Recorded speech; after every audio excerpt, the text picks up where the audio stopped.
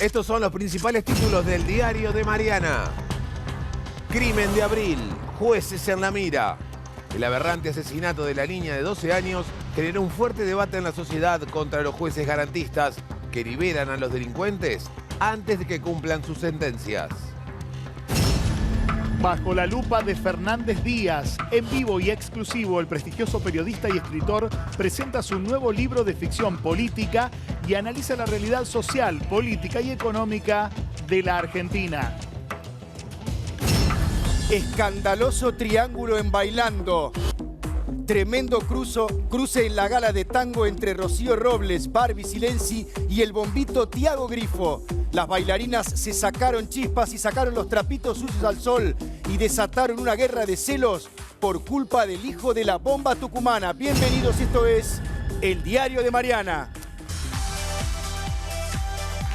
Muy buenas tardes, ¿cómo les va a todos? Bienvenidos, bienvenidos. Bueno, tenemos muchos temas. Viene Jorge Fernández Díaz, me encanta tenerlo acá. Vamos a estar hablando de la actualidad, del presente, del futuro, del pasado y de su novela, La herida, para todos aquellos fanáticos de la literatura y que han leído algo de lo de Jorge. Vamos a tener un adelanto de este libro que acaba de salir, que está fresquito y realmente promete mucho, porque es así como los libros de Jorge, ¿no? Que mezcla la realidad con la ficción, ¿no? Todo ahí entreverado. Y son atrapantes, además. ¿Cómo? Son atrapantes. No puedes soltarlo. No puedo soltar. Quedas atrapado. Y así nos va a atrapar en un ratito. Vamos a arrancar con otro tema. Vamos a arrancar con el tema de Abril, este caso de esta nena asesinada tan brutalmente por un hombre que debía estar preso, ¿no? Y esto instaló el debate, la polémica sobre de qué modo se dan los beneficios a los presos. Vamos a estar hablando con el procurador de la provincia sobre este tema en instantes nada más, y todas las miradas están puestas sobre el juez que le otorgó esa libertad condicional o asistida, como se está llamando. Quiero saber la diferencia ahora. El juez es Nicolás Villafañe, este es el juez que liberó al preso que finalmente terminó con la vida de Abril, de 12 años nada más, en Rielet, el caso que estamos hablando desde este fin de semana. Me voy al móvil en Lomas de Zamora. Allá está el doctor Julio Contegrán, procurador general de la provincia de Buenos Aires. Muy buenas tardes. Muchísimas gracias, doctor, por atendernos. Buenas tardes, Mariana. Gracias a ustedes por convocarme a esta charla. La verdad es que bueno, estamos todos tan conmovidos. Cada caso de inseguridad nos conmueve, pero bueno, cuando suceden estos casos en donde vemos que el asesino es un hombre que debía estar preso, se instala nuevamente la polémica y el debate, ¿no? Y la primera pregunta que me gustaría hacerle, doctor, es si se va a revisar el procedimiento del juez con respecto a darle esta libertad condicional o asistida a este preso. Esta mañana dimos instrucciones a la Secretaría de Control Disciplinario y Enjuiciamiento, que es una secretaría que funciona en el ámbito de la Procuración General a mi cargo, para que requiriera al Fiscal General de La Plata, al doctor Bogliolo, información respecto de lo que ha sido el trámite de la concesión de este beneficio de libertad asistida, como usted muy bien decía, y en función de ello vamos a examinar si se cumplieron los pasos que la ley establece, si además el juez tuvo una fundamentación adecuada para su resolución y si por otra parte la resolución goza de un elemento que es constitutivo y exigencia no solo de la Constitución sino también de los tratados internacionales, que es la razonabilidad de lo que decide. También quiero destacar que esta decisión del juez de primera instancia fue confirmada por la Cámara, de manera que el análisis que vamos a hacer en la Procuración General del trámite no se agota en la decisión del Tribunal de Primera Instancia, sino también el contenido y fundamentos de la resolución de Cámara en términos de la efectiva legalidad de lo que se ha resuelto en esta materia.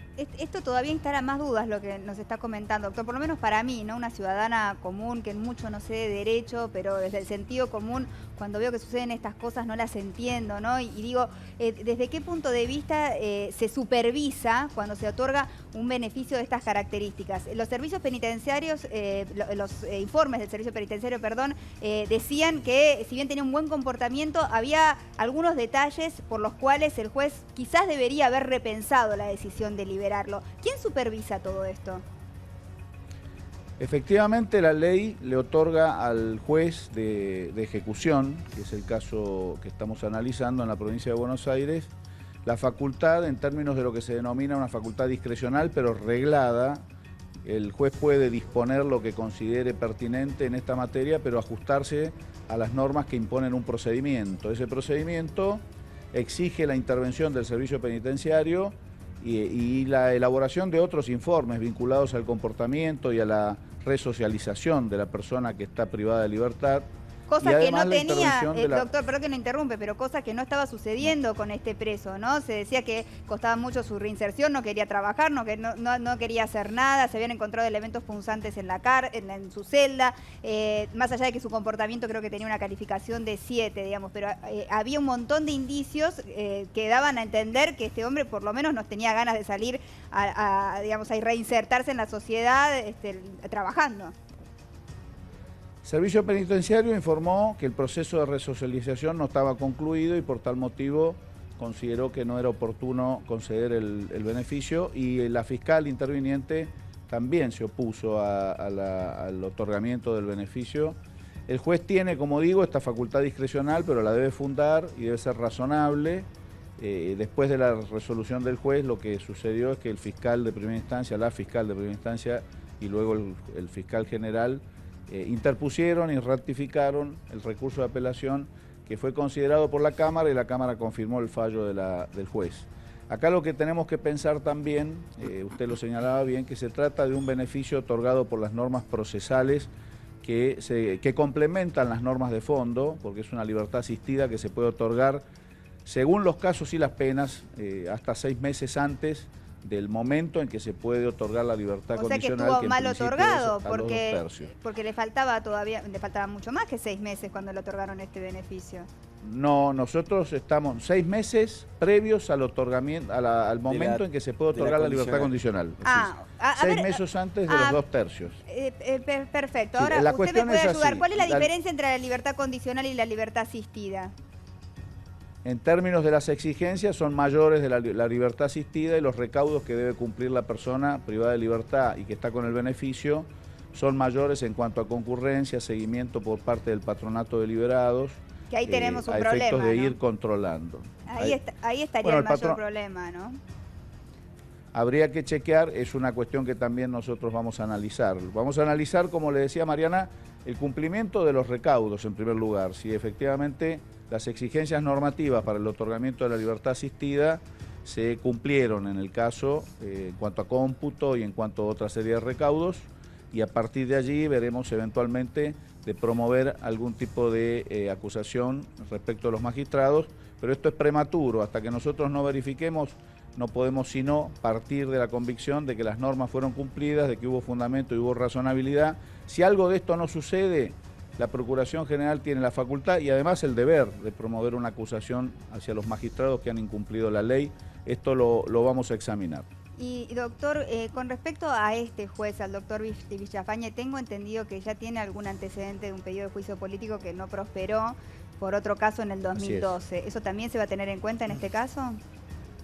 El antecedente deberá examinarse en términos de un eventual incumplimiento que no haya sido considerado, pero nosotros lo que hacemos es examinar este hecho en particular y eventualmente, si el contexto justifica, algunos otros comportamientos del juez.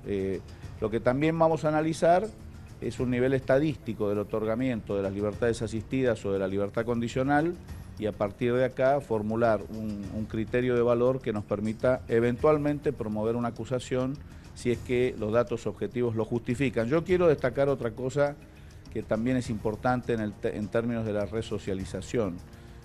Vamos a suponer por vía de hipótesis que no se otorgaba la libertad asistida o no se otorgaba la libertad condicional. Esta persona iba a cumplir su condena en el corto plazo. De modo que un interrogante que debemos hacernos es si efectivamente se está realizando una tarea adecuada en el plan de resocialización de las personas que cumplen penas privativas de la libertad, porque bueno, hoy nos enfrentamos a esta situación. ¿Y usted qué cree? Pero la verdad es que nosotros... ¿Y usted qué cree, doctor? ¿Se está trabajando yo personalmente bien en eso? creo, no, me parece que no, y también debo señalar que se está empezando a trabajar muy bien. A mí me consta la tarea que viene haciendo el ministro de Justicia, el doctor Ferrari, que es el responsable del servicio penitenciario, y también me consta la tarea y el esfuerzo que está poniendo en el cumplimiento de sus deberes el secretario de Derechos Humanos, que es el doctor Santiago Cantón. Se ha avanzado muchísimo, pero falta todavía mucho entendemos por que caminar. es un proceso largo, que no va a ser de un día para el otro, Claro. pero también hay una realidad que es lo que se vive todos los días, ¿no? Y la inseguridad que mata sin piedad, el poco valor que tiene la vida para los mismos delincuentes, Sí. sin ni hablar para las víctimas, los que terminan siendo víctimas. Digo, en este proceso que va a ser largo y que va a llevar tiempo, entendemos, ¿cómo va a empezar a sentir la gente una mejoría, digamos? ¿Se van a construir cárceles? ¿Se va a mejorar la situación de las cárceles como para que este proceso de resociabilización sea más fácil, digamos? ¿Cuál es en el corto plazo el resultado que nosotros como ciudadanos podemos observar? Hay 3 niveles distintos del Estado, Mariana, en la provincia, como sucede a nivel nacional, y cada uno de los ámbitos estatales está realizando su tarea con plazos diversos. Me consta que el Ejecutivo está trabajando en un proyecto de reformulación de la infraestructura edilicia de las cárceles para mejorar las condiciones y para ampliar la cantidad de espacios disponibles para la detención de las personas. La legislatura está examinando, por iniciativa del Poder Ejecutivo, con intervención nuestra, del Ministerio Público, del Poder Judicial, la modificación del sistema procesal penal y de algunas otras normas que son necesarias para modificar y cambiar todo lo que es el procedimiento y la atención de la situación de las víctimas como nuevo paradigma. Y nosotros, y esto me incumbe personalmente por ser el responsable del Ministerio Público, trabajando en las 3 áreas de gestión del Ministerio, que son el área fiscal, el área de la defensa y el área tutelar, también en un trabajo que es muy complejo y que nos está generando un esfuerzo adicional para poder garantizarle a las personas mejores condiciones de seguridad. Conterán, ¿cómo le va? Diego lo saluda. Recién ustedes tal, con Diego? Mariana me parece que van en el corazón del asunto, ¿no? Sobre todo como usted hacía esta diferencia entre la parte técnica y cómo justifica el juez su decisión después. La pregunta, que me parece que es el aspecto más difícil que tiene este tema, es la siguiente. Acá el juez no cometió un error. ¿En qué sentido no cometió un error? No es que no se dio cuenta de algo y por lo tanto se equivocó a la hora de decidir. El juez decidió en base a sus convicciones ideológicas, así como decidió en base a sus convicciones ideológicas el juez Rossi, que liberó al asesino de Micaela, como definía el juez Allari en su momento, como definía también el juez López. No son jueces que se equivocan, sino que piensan así y que dicen, nosotros pensamos de esta manera, pensamos que siempre hay que liberar a estas personas ante la duda y de hecho la ley nos ampara, tenemos la posibilidad legal de hacerlo. ¿Cómo se puede lidiar con este problema? Este es el punto central, Diego, lo ha dicho con una claridad, digo, que es inobjetable. El tema central es la reformulación del debate sobre la plataforma cultural del sistema penal y del sistema jurídico en general en la sociedad. Nosotros tenemos que partir de un dato que de alguna manera marca el análisis de este instrumento o de estos instrumentos que tienen que ver, por ejemplo, con la libertad condicional o con la libertad asistida. El dato central es definir, por ejemplo, si la libertad condicional y la libertad asistida son un principio o son una excepción. Esto parece una cuestión técnica, pero es fundamental. Porque si estos son principios, la excepción es no concederlo. En cambio, si la libertad condicional y la libertad asistida se interpretan como excepciones, el principio general es que la persona se mantenga en el lugar de detención hasta el cumplimiento efectivo de la totalidad de la condena.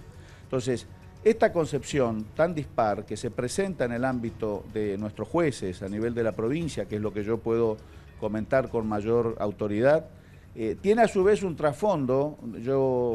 Usted decía de carácter ideológico, a mí me gusta hablar de carácter cultural, que tiene que ver con el sentido del sistema penal y el sistema jurídico en su conjunto y cuáles son los objetivos. De modo tal que coincido en esto, que es necesario reformular seriamente y con equilibrio el debate respecto de cuáles son los principios del sistema jurídico que deben adecuarse no a una visión teórica, dogmática de lo que es el derecho penal y el derecho en general, que puede ser asimilable a cualquier sociedad en cualquier tiempo, sino algo que sea adecuado a tiempo y espacio. Claro. Es decir, esta sociedad argentina del 2017... que implica examinar, claro, con las características singulares que obligan a determinar cuáles son los objetivos a tener en cuenta y de alguna manera desideologizar la discusión y hacer una transformación de la discusión en una discusión de naturaleza cultural, que me parece es lo que nos debemos. ¿Sabe por Ahora, qué se lo mientras planteaba? tanto... Sí, perdón, no, doctor, sí, pero simplemente no, para agregar un dato, no digo, para ser pesimista, pero todos los casos que le di, Salari, Axel López, el juez Rossi, ahora estamos hablando de Villafañe, todos tuvieron en su momento o juicio político o estuvieron a punto de tenerlo. Y todos siguieron siendo jueces. Los que ya no son jueces es porque renunciaron, no porque los echaron por mal desempeño. Bueno, pero la renuncia en condiciones en que se está realizando un trámite de enjuiciamiento es como una consecuencia del trámite de enjuiciamiento. Porque yo imagino el escenario sin el trámite, la renuncia no se va a producir. Yo en esto tengo una posición muy clara. Nosotros iniciamos un trámite, y nos ha pasado, porque ha sido de público y notorio, fiscales, jueces, en los que nosotros, Procuración General, intervenimos como acusadores y siguiendo el trámite de enjuiciamiento, y en el medio se han producido renuncias de jueces muy conocidos como Melazo, y muy cuestionados César Melazo. en La Plata, exactamente, o fiscales que muy conocidos y muy cuestionados en La Plata, es decir, integrantes del Ministerio Público que yo coordino. Entonces, ante esa circunstancia, yo interpreto a la renuncia como una consecuencia del proceso de enjuiciamiento, de manera tal que no me angustio por ello, sino que efectivamente lo determino como una situación en la que el sistema se ha desprendido de personas que no son compatibles, yo digo compatibles con un sistema que pretende preservar la República y la seguridad de las personas. Doctor, ¿qué tal? Martín Sicioli. Le quiero consultar, ¿le entendí mal o el servicio penitenciario dio un informe negativo sobre la persona a la que estamos hablando? Porque, a ver, ¿qué tipo de seguimiento puede tener, digamos? Un juez, es un error básico, digamos. ¿Quién mejor conoce que la gente del propio servicio penitenciario el comportamiento, la conducta de una persona que está cumpliendo una condena? Y segundo, ¿qué tan rápido va la cuestión de la reestructuración de las cárceles? Yo tengo entendido que hay 3.000 presos en condiciones de salir y que no están saliendo justamente por este miedo a casos como el que lamentablemente sufrió Abril. Martín, voy a lo primero. El tema es exactamente así. El servicio penitenciario manifestó que resultaba a su juicio inconveniente otorgarle el beneficio de la libertad asistida. Pero eso no significa que deba considerarse en modo vinculante por el juez, porque si no transformaríamos el sistema, y me parece que en esto vamos a estar de acuerdo, un sistema en el cual la concesión o no de los beneficios está en manos del área administrativa y no del área jurisdiccional, de los jueces. El juez debe ponderar esas circunstancias y además el juez en su resolución pone de manifiesto que tuvo la posibilidad de entrevistar personalmente a esta persona y en función de ello concederlo. Nosotros desde el Ministerio Público Fiscal nos opusimos al otorgamiento también. No solo el servicio penitenciario, sino que respaldo este comentario que hacía, también la agente fiscal, la fiscal que intervino en el procedimiento. De manera tal que es una cuestión muy delicada que nos pone de nuevo en el aspecto que incorporó, me parece, Diego, y en el que yo estoy absolutamente de acuerdo. Esto obliga a un replanteo de la base cultural de concepción del sistema jurídico y del sistema penal en la República Argentina, en esta Argentina, en este momento histórico, que obliga, digo yo siempre así, a una deconstrucción, es decir, una ruptura de los aspectos culturales que están vigentes y una recomposición cultural para que efectivamente nuestros jueces y nuestros fiscales puedan interpretar la concesión de los instrumentos de beneficios que da el sistema en función de la necesidad de la protección de la sociedad en su conjunto y de las personas individualmente. Por eso digo, al pesimismo de Diego, yo le voy a contrarrestar, si me permiten, un optimismo visceral que yo tengo,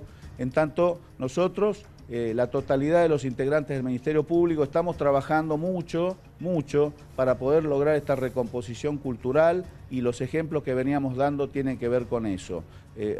Activar los enjuiciamientos, activar los trámites disciplinarios, conseguir que aquellos jueces y aquellos fiscales que son notoriamente perjudiciales para el sistema abandonen el sistema y nosotros podamos reemplazarlo por mejores personas que comprendan cuáles son las necesidades sociales de la Argentina y de la provincia de Buenos Aires en este tiempo.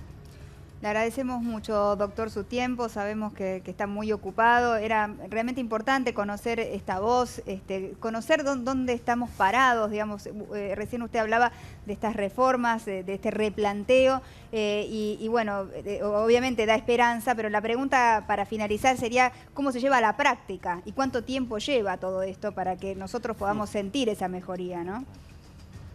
Yo creo que la mejoría se siente día a día. Yo les puedo asegurar que para nosotros es realmente un logro de cada minuto que vamos consiguiendo algún objetivo, y quiero trasladarle a la gente este optimismo y esta tranquilidad. Nosotros necesitamos recomponer la imagen y el prestigio de la justicia, y lo que a mí incumbe del Ministerio Público en la provincia de Buenos Aires.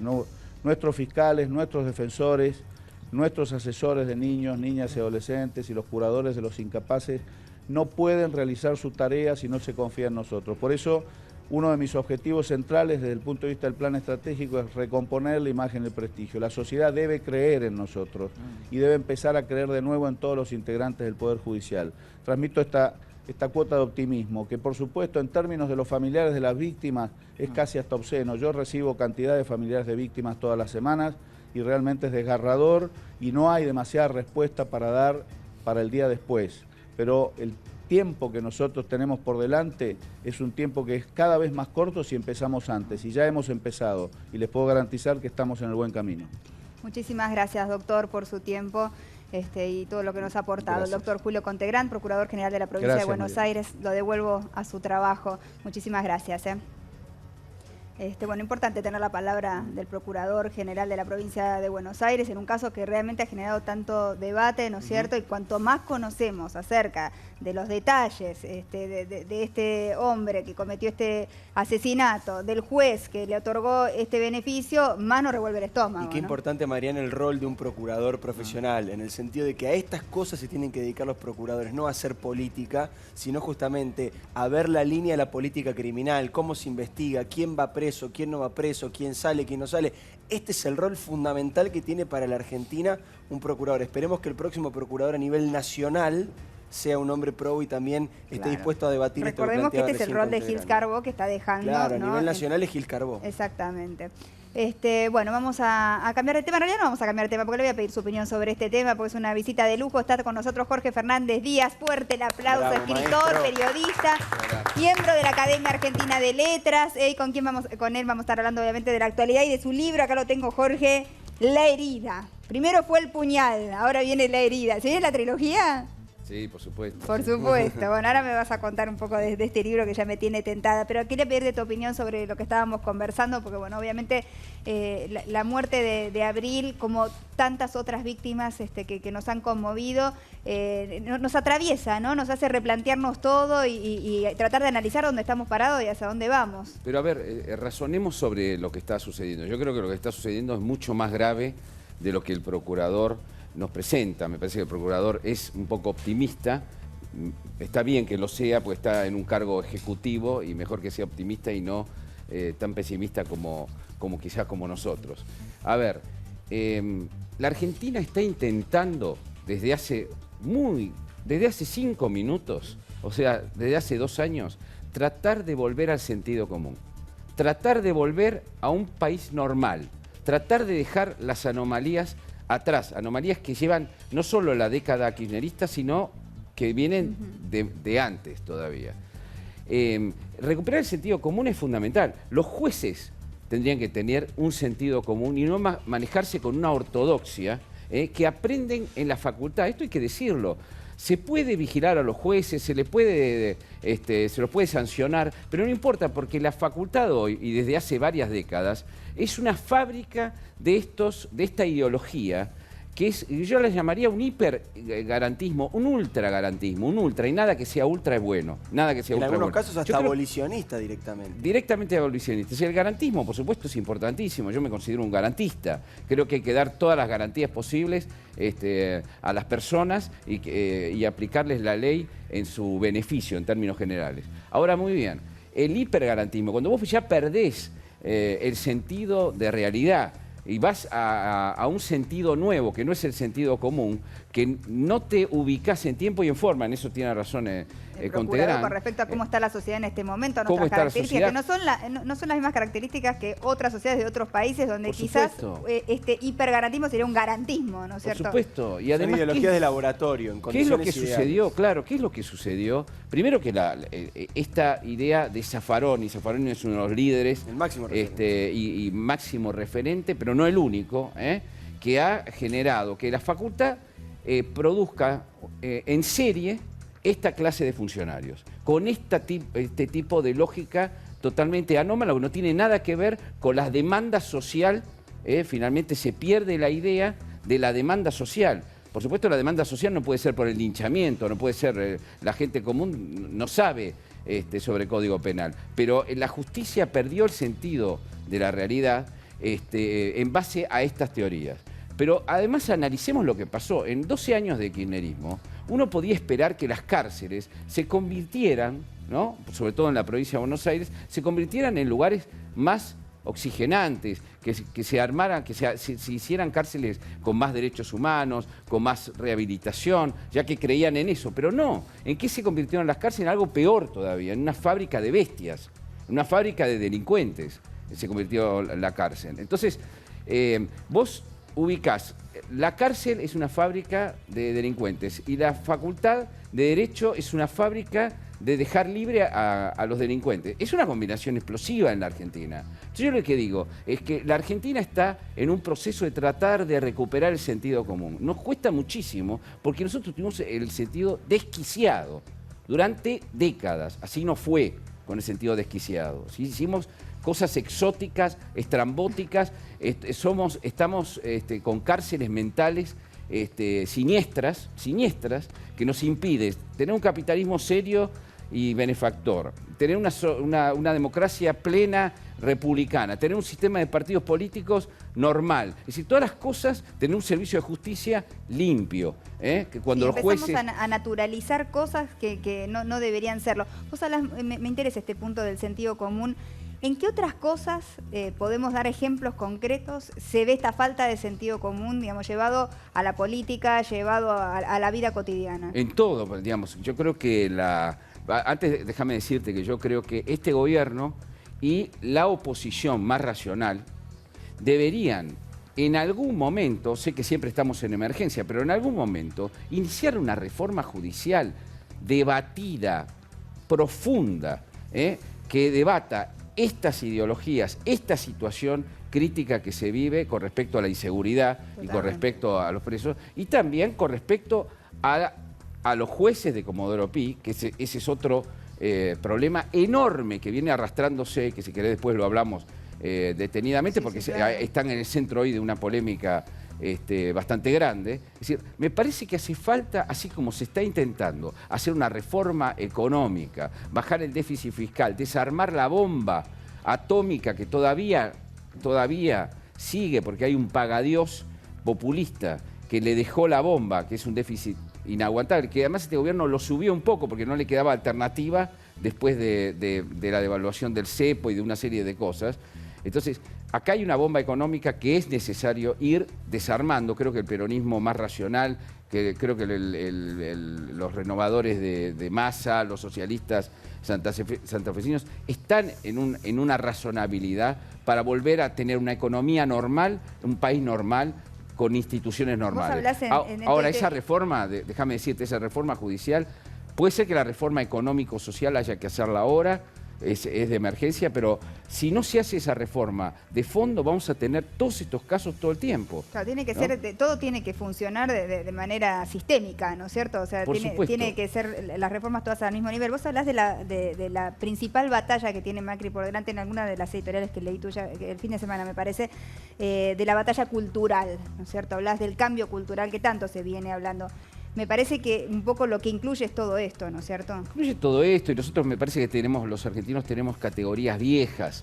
Yo me siento grande también, tengo 57 años, y a veces pienso en términos de los 80, de los años 80 o de los 90.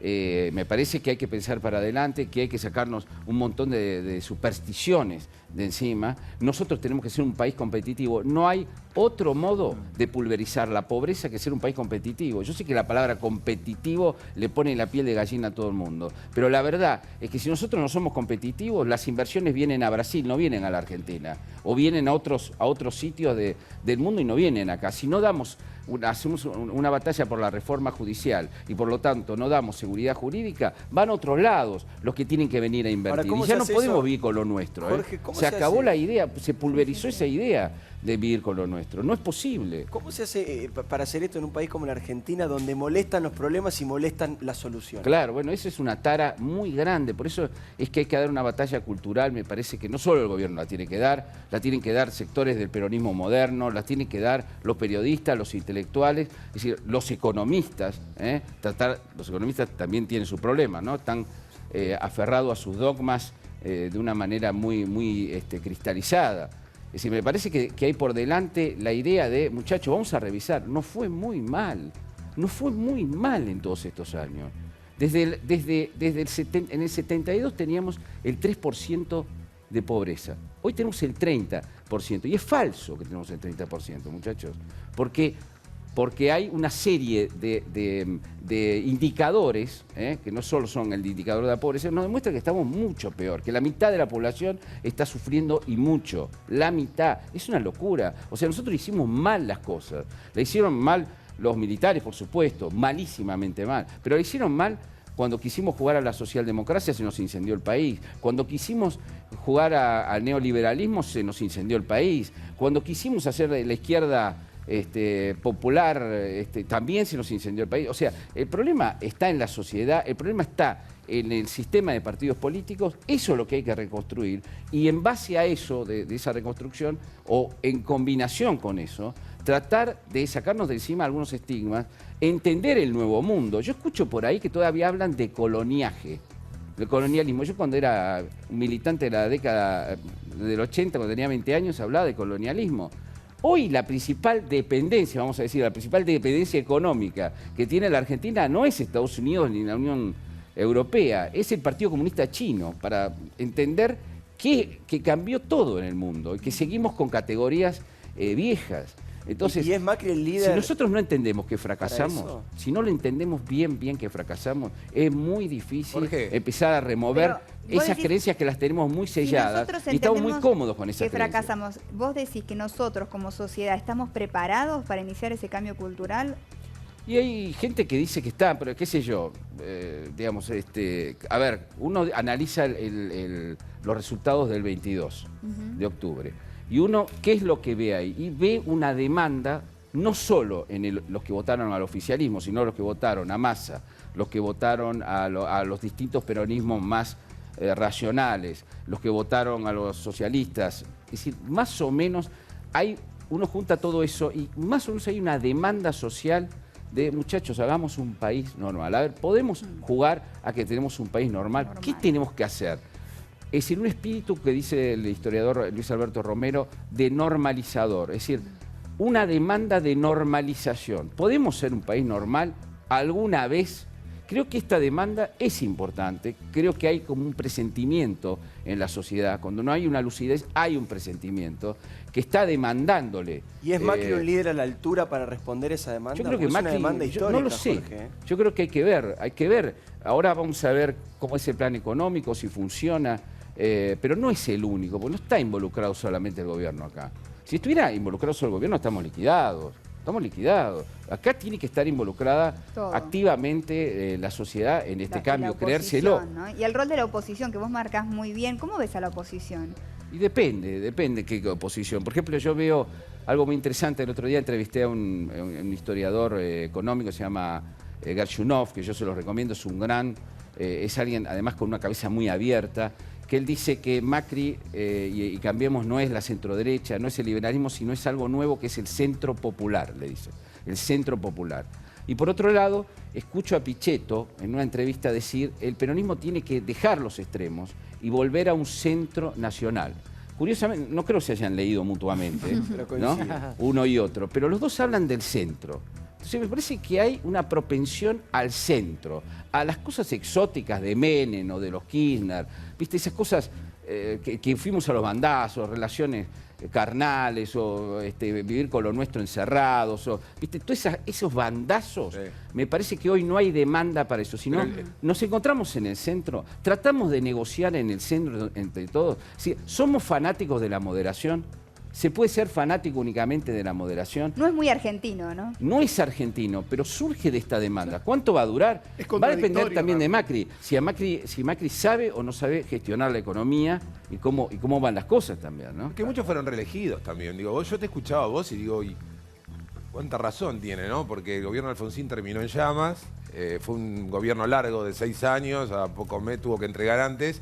Menem tuvo una reelección de casi el 50% de los votos cuando ya se sabía que la fórmula de Menem no era la que muchos esperaron en el 89, sino era una fórmula con Cavallo como figura. Digo, No, fue y en el 95. 95, disculpame. claro. Claro, en el 95 ya habían pasado las privatizaciones, los indultos, las Exacto, corrupciones. Exacto. Ojo, bueno, el kirchnerismo también logra la reelección 2007 con Néstor Vivo, Cristina como candidata y gana por mucho. Digo, después la otra elección por ahí tuvo alguna otra lectura que uno puede llegar a hacer. Digo, los incendios vinieron después de largos mandatos, digamos de 8 años, casi de una década, y termina en incendio. Digo, ¿cuál es la medio? Porque te escucho y digo, la socialdemocracia de Alfonsín no, el neoliberalismo de Menem no, la izquierda populista del kirchnerismo no. Nos fue mal Pareciera con como que no hay todo. un modelo para nosotros, me angustio. Es que, mira, cuando los tapones saltan una tras otra, el problema de la instalación, no solo los tapones, es que hay algo en nosotros que fallamos en todas las direcciones posibles. Entonces hay que revisar esto. A todos les fue mal por, de alguna manera, jorobar con el déficit fiscal. Bueno, se puede, algunos con deuda, otros fabricando plata, otros con cepos, bueno, siempre con anomalías, con cosas raras que terminaron mal. Entonces, a ver, Macri tiene una oportunidad, ganó la segunda elección, pero ojo que Alfonsín también ganó su segunda elección. No terminó. Y no supo, no quiso, no pudo, Alfonsín, con todo lo que yo lo quiero, a pesar de que lo combatí en su momento y le pedí perdón luego, no pudo meterle mano a la economía. No pudo ¿Pero eso por con su eso. incapacidad o porque también tenía, digo, no vamos a hacer revisionismo histórico, pero Estaba tenía también un condicionado. panorama hostil muy complicado? Mirá, no tenía vocación económica y estaba condicionado. Okay. Es fácil decirlo desde acá, pero es así. Y además, en ese suicidio inflacionario lo ayudaron, fue asistido, lo ayudaron la CGT, por ejemplo, ¿no? Lo ayudaron algunos muchachos. ¿Y cómo ves el sindicalismo en peronistas. este gobierno? ¿El rol del sindicalismo? ¿Cómo Mirá, crees que puede terminar esa relación? Creo que el sindicalismo entendió en estos 2 años que varias cosas. Primero, que ya representa a mucha menos gente.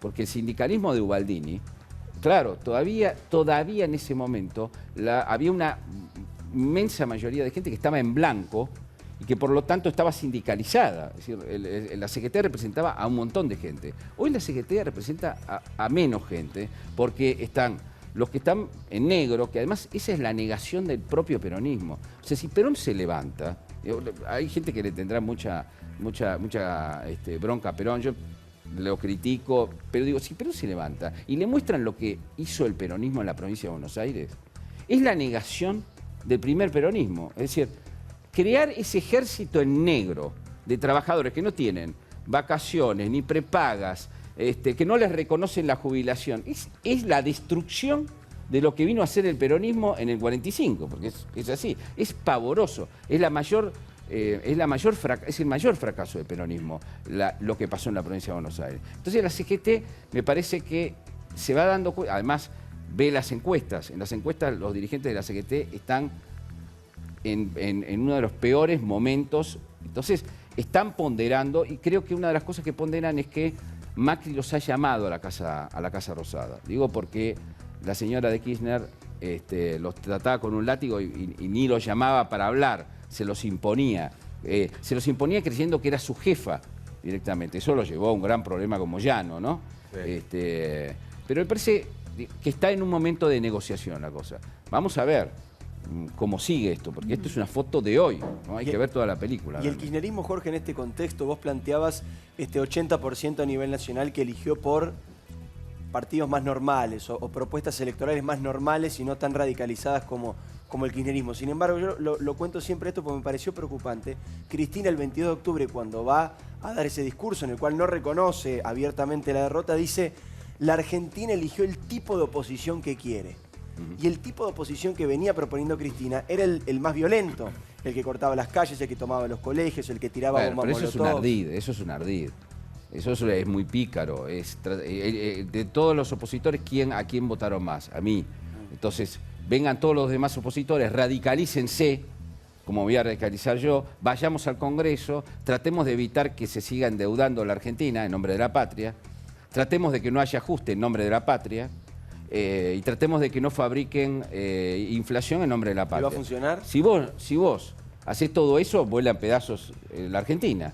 Pues si vos le impedís tomar crédito para no ajustar salvajemente, o ajustás salvajemente, o fabricás hiperinflación, si haces alguna de estas tres cosas, o las tres cosas combinadas, volamos en pedazos, que es lo que quiere Cristina. Es decir, Cristina íntimamente, se lo ha dicho a muchos colegas, ella dice, esto va a terminar en un incendio. Y ahí se va a ver, dice inmediatamente, y se va a ver qué buen gobierno hice yo.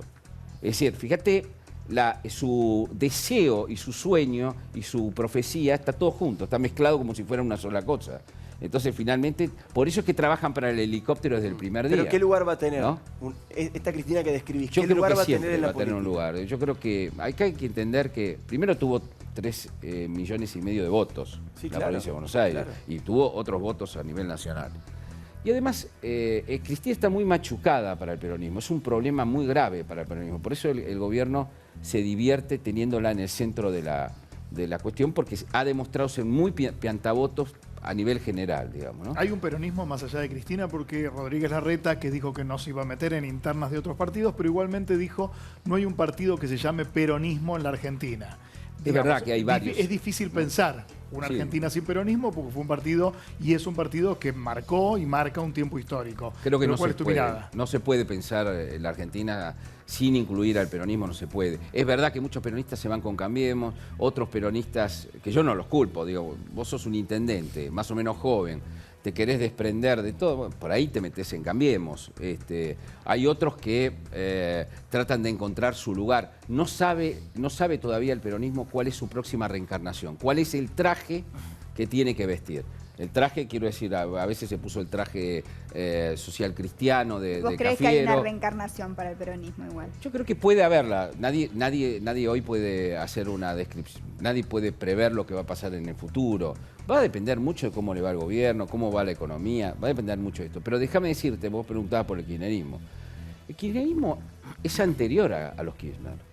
Es decir, esta idea que trajeron los Kirchner y pusieron sobre la mesa es una idea anterior, vinculada al peronismo y también a filos peronistas.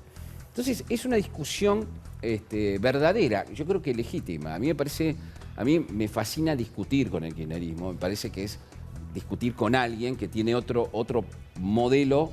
Me parece que es un modelo que le ha hecho mucho daño a la Argentina, pero va a seguir existiendo así, es una tradición, tradición que yo cuando tenía 20 años te podría decir que estaba cerca de eso, porque simpatizaba con la izquierda nacional, y por lo tanto era un imbécil que creía en un montón de cosas. Yo escribo contra esa imbecilidad, creo que no hay ninguna virtud en la coherencia en el tiempo. Cuando uno tiene 20, si uno piensa lo mismo cuando tiene 20 años, está en problemas. Claro. ¿No? Entonces, y el nacionalismo se cura viajando, se cura leyendo, y yo era un nacionalista de izquierda, entonces conozco muy bien cómo piensa el kirchnerista. Yo no se lo perdono, es decir, no le perdono Vos que dijiste que hayan era una venido con cuestión ideas. personal que tenías con el kirchnerismo alguna vez. Claro, tengo una cuestión personal, si querés te la explico. No está bien que los periodistas hablen de sentimientos, pero como yo soy escritor me permito también hablar de esto, ¿no? Yo cuando digo, nosotros nacimos a la política con Malvinas, un poco antes, pero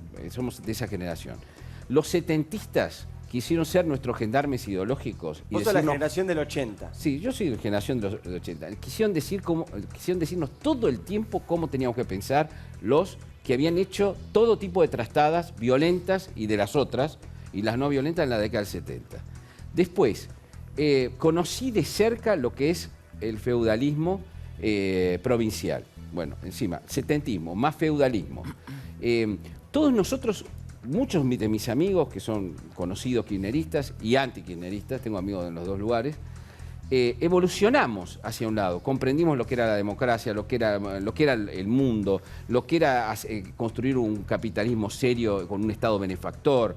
Es decir, hicimos toda una evolución. Cuando hay toda esa evolución, llega quien dice, che, volvamos a pensar como pensábamos cuando teníamos 20 años. No, y algunos de mis amigos, para quizás volver a ser jóvenes, no lo quiero frivolizar el asunto, volvieron a esa posición. Yo he perdido muchos amigos por eso. Y a los que se resistieron a eso, los persiguieron, los degradaron, les hicieron cosas que ni siquiera ellos quieren contar. Muchos son periodistas, no quieren contar siquiera.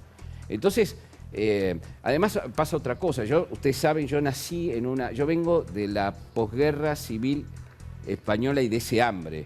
O sea, mi familia es asturiana, es inmigrante. Yo soy hijo, nieto y bisnieto, tataranieto y todo lo que se le ocurra. Eso era una grieta. De gallegos, de españoles. Pero le pasa lo mismo a los hijos y los nietos de italianos, de polacos, etcétera. Es decir, pero Jorge, ¿por qué vos no puede haber gente que sea o de izquierda o nacionalista, más allá, sacar del kirchnerismo? Porque acá el kirchnerismo en muchas cosas defraudó y cuando aparece mostrando las cosas que aparecen, la gente nadie le puede bancar. Sí. Pero hay un montón de países en el mundo, inclusive en España, que hay unos líos bárbaros con el nacionalismo, en Inglaterra, en todos lados hay nacionalismo, y también existe gente de izquierda. Creo que son muy destructivos. Creo que son todos muy destructivos. Podemos es muy destructivo, lo que está pasando con Cataluña es muy destructivo. Creo que son destructivos y creo que no reconocen lo que significó Europa como construcción política y económica. Ahora está un poco más en decadencia por cuestiones económicas coyunturales.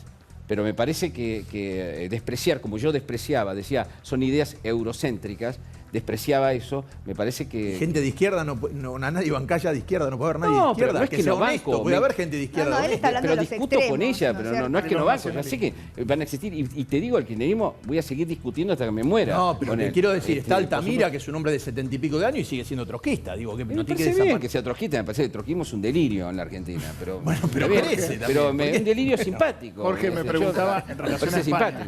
Me preguntaba en relación a España si justamente más divido la izquierda de los ultranacionalismos, que es un fenómeno a investigar y a mirar sociológicamente, por ejemplo, en España. ¿Son una idea en sí que vuelve a tomar auge o son en realidad el resultante de la ceguera de los partidos tradicionales? España realmente se han cabeceado la pelota el PSOE y el Partido Popular, y tal vez en esa defraudación surge un nuevo intento de las bases populares en querer ser referenciados y representados. Yo creo que es cierto, creo que se achancharon los partidos políticos y hay hoy, digamos, caído el comunismo, hay, digamos, el antisistema se mete en los ómnibus que se encuentran por el camino. Pero déjame terminar de decirte esto.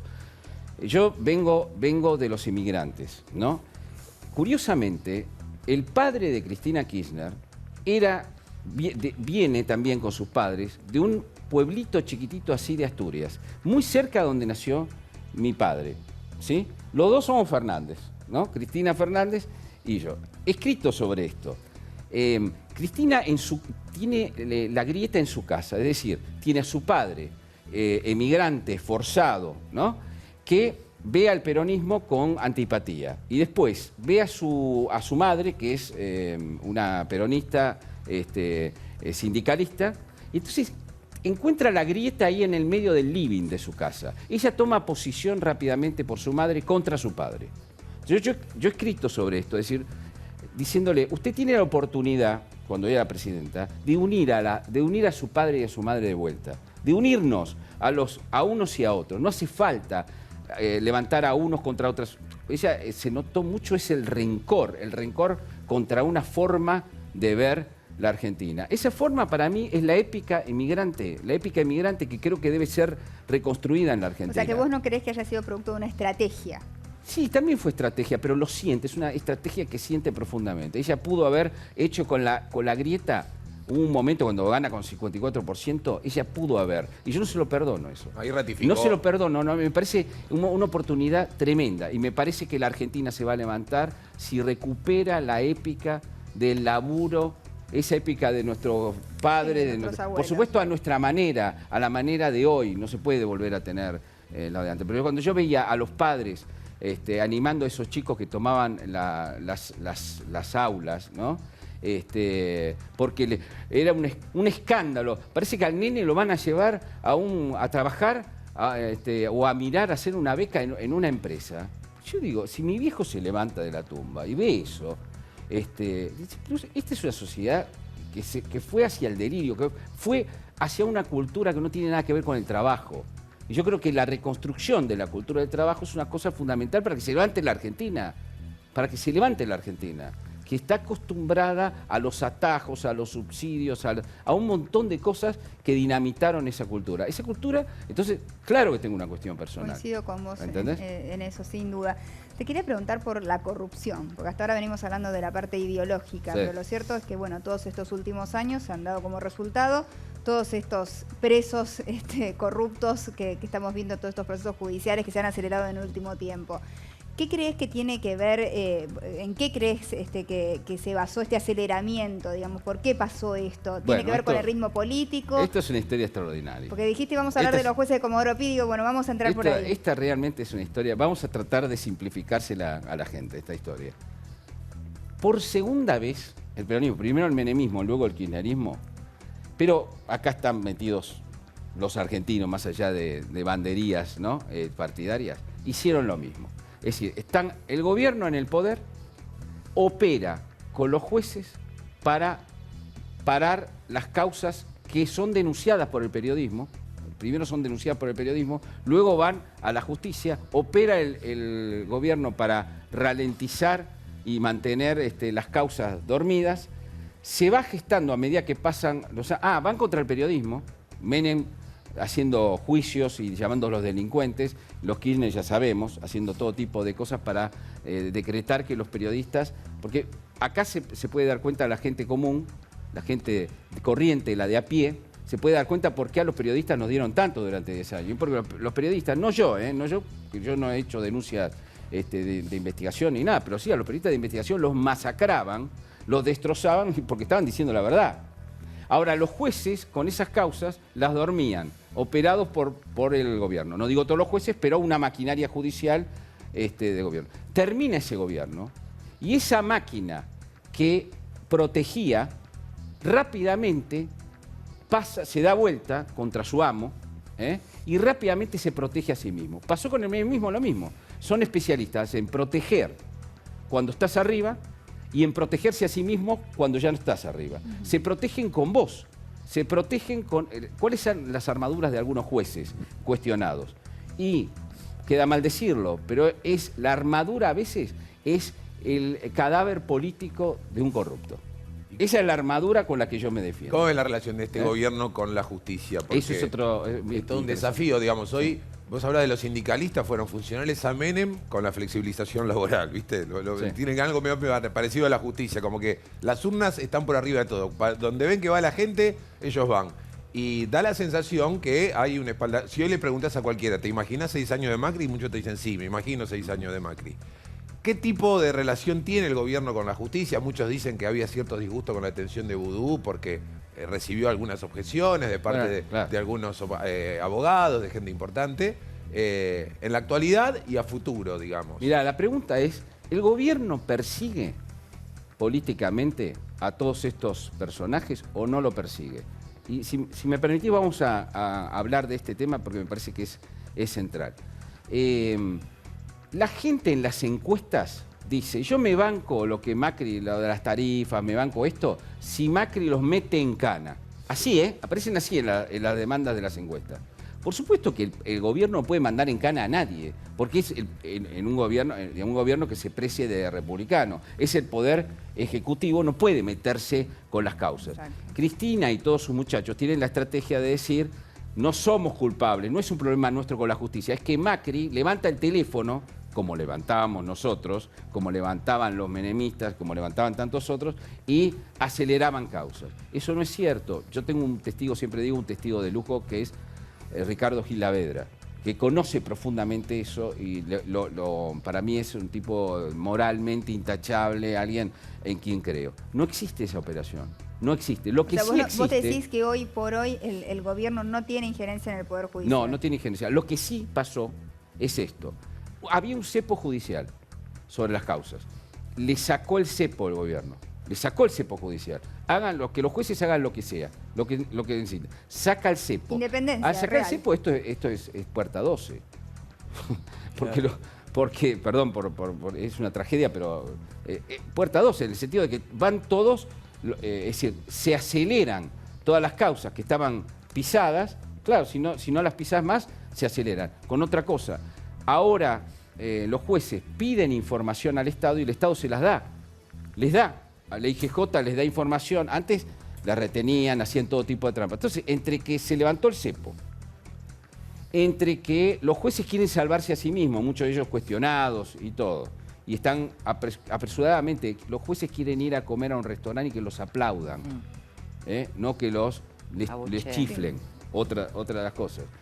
Y que les dan información, porque se la piden, porque es obligatorio. Bueno, ya estamos viendo todo esto. A mí me preocupa todo esto, me preocupa la velocidad con que suceden las cosas, porque yo quisiera un juicio justo. Yo no quiero derrotar culturalmente al kirchnerismo por las rejas. ¿Y en qué ves, lo quiero derrotar por la palabra y que lo derrote la sociedad por las urnas, no por las rejas. de todo lo que hemos estado siendo testigos de Mira, las dos detenciones? cosas. Cuando voy por la calle todo el mundo me dice, qué bien lo de Vudú, qué bien. Sí, ahí, la demanda es tan grande, la impunidad fue tan persistente, tan una y otra vez se nos reían en la cara, esa sensación, incluso en votantes que no son del oficialismo, votantes de ahí del medio, la ancha avenida del medio, donde está Margarita, por ejemplo, Stolbizer, se nos rieron tanto que ahora que vayan en cana, y ustedes no están contentos porque van en cana, te dice la gente. Y digo, yo tengo que decir, mira, contento que vaya en cana a nadie, no, siento alivio porque me parece que acá hubo una mega corrupción y empieza a haber una justicia. Ahora hay que tener cuidado con la sed de justicia, porque uno tiene sed y por ahí se toma un veneno, ¿no? Para calmar la sed. Me parece que tenemos que ser críticos y vigilar los procedimientos, ¿no? Saber bien cuáles son las motivaciones y vigilar que las cosas se hagan bien, que las preventivas estén bien dadas, que las cosas estén a derecho. En el caso de Vudú, ¿crees que no estuvo bien dada? En el caso hay una discusión. Yo creo que está a derecho eso, pero hay, digamos, está la idea de que Irurzun, que es el camarista, uno de los camaristas más prestigiosos, bueno, estableció como una especie de regla en la cual si tiene una regla controversial, si tienen, como tienen los kirchneristas, logias dentro de la justicia y pueden influir para zafar, es mejor ponerlos en prisión preventiva. Es discutible. Es discutible. Lo que pasa es que es tanto lo que ha pasado. Hay tantas pruebas acumuladas, claro, tantos por eso años no es solamente la de doctrina, injusticia. también es la cantidad de pruebas acumuladas. Que yo entiendo a la gente dice, déjame un poco vivir tanto tiempo que Debido era intocable, que Vudú era intocable, bueno. Y cuando los tocan, ustedes me vienen a hablar de la prisión preventiva, de qué sé yo. Pero te quiero incorporar un ingrediente. Ayer lo discutíamos también con Silvina Martínez, que trabaja con Margarita Stolbizer, es parte del equipo y fue muy denunciante de muchas causas de corrupción. Sobre esta necesidad republicana que vos planteás y que me parece que estamos todos de acuerdo y que justamente la sociedad votó en ese sentido, necesidad republicana, se monta el kirchnerismo para hacer un nuevo relato. Claro. Y entonces inventa cosas que no son ciertas. Por ejemplo, no hay ningún detenido sin haber sido indagado. Mentira. No hay ningún detenido sin haber sido procesado, solo los kirchneristas. Mentira. La prisión preventiva es ilegal. Mentira. Entonces se montan sobre precauciones reales que tiene la gente de bien, gente que en su momento cuestionaba el rol de los jueces también, que cuestionaba el rol del gobierno. Ahora hay un montón de gente que o se cayó la boca o fue cómplice, que se monta sobre esta necesidad republicana para mentir de nuevo. Y entonces, ojo, también es peligroso es eso. totalmente cierto eso. El kirchnerismo va a ser relato de cualquier cosa. Son maestros. Es decir, lo que hicieron con Maldonado es una maestría. El otro día lo hablábamos con Romero. Es decir, construir rápidamente que no solo había un desaparecido, sino que este era un plan sistemático de desaparición, que además no solo convenció a la secta, sino que hay un grupo permeable a este tipo de cosas. El primer desaparecido, decían que era el primer desaparecido. El desaparecido 30.001. Y ojo que nada más era un banco de prueba porque venían un nuevo plan sistemático de desaparición. Lo que hicieron fue muy impresionante, fue muy efectivo para mí fue repugnante, pero fue muy efectivo políticamente. Entonces, el kirchnerismo va a seguir inventando este tipo de relatos. No quiere decir que de vez en cuando no tengan razón, como cualquier cosa, ¿no? Obvio. No, eso también es... Pero en Argentina no manda la sensación térmica que es algo así como el promedio. Es un promedio, ¿no? Porque siempre tenés todo tipo de visiones. A mí lo que ayer me hablando sobre lo de Vudú, sobre lo de Debido, decían, bueno, lo de Vudú fue tan sorpresivo que la semana pasada quienes frecuentan Comodoro Pi tenían como próximos en la lista a otros personajes ligados al kirchnerismo. La causa Vudú, el tema Vudú generó tal polémica entre gente que inclusive no es kirchnerista, que esos que estaban en la lista de espera, a los que se le venía, ahora van a tener como un tiempo de... Porque bueno, otro detenido más esta semana ya sería, bueno, claro, sí, es la persecución. Claro, es un changüí. Pero bueno, acá nosotros lo que podemos hacer, dos cosas. Creo que un mal juez puede hacer una buena investigación. O sea, no dudemos de que las investigaciones estén bien hechas porque pueden estar bien hechas, digamos, ¿no? Se verá. Sí, Creo claro. que aquí los tribunales de alzada son muy importantes para determinar eso. Y segundo, me parece que la idea de que cuando llega la justicia nosotros le estamos poniendo peros es una idea fuertísima, popular y enorme. Pero nosotros tenemos que ponerle peros. Tenemos que ponerle peros. Porque los procesos tienen que ser... No se puede uno comer al caníbal, efectivamente. Los procesos tienen que ser lo mejor posible dentro de lo que es la Argentina, ¿no? Siendo realistas. Esto es la justicia argentina, esto es... No estamos en Suiza, ni en España, ni en Francia, estamos en la Argentina. Me parece a mí que eso se entronca con el tema espinoso, que es Cristina Kirchner. El otro día yo dije que había que tener mucho cuidado, ir muy lentamente y persistente, pero lentamente con Cristina Kirchner, y me salieron a matar, pero a matar gente... qué sé yo, esos fanáticos que hay en las redes sociales, que hay fanáticos del kirchnerismo y fanáticos del macrismo. Los dos son más papistas que el Papa. Fanáticos de cualquier cosa, en realidad. Fanáticos del odio en general. Ya, Fernández, ¿usted está a favor de la impunidad de Cristina? No, yo creo que es una expresidenta constitucional que ella no quiere someterse, ella cree que está por encima de la justicia y hay que ponerla a derecho en el sentido de que ella tiene más responsabilidad que nadie, como expresidenta constitucional, por dar la cara y por dar respuestas en la justicia. Ahora, muy bien, más allá de eso, es muy delicado el proceso de una expresidenta presa. Es muy delicado. Yo no sé si lo merece, la justicia va a tener que dictaminar.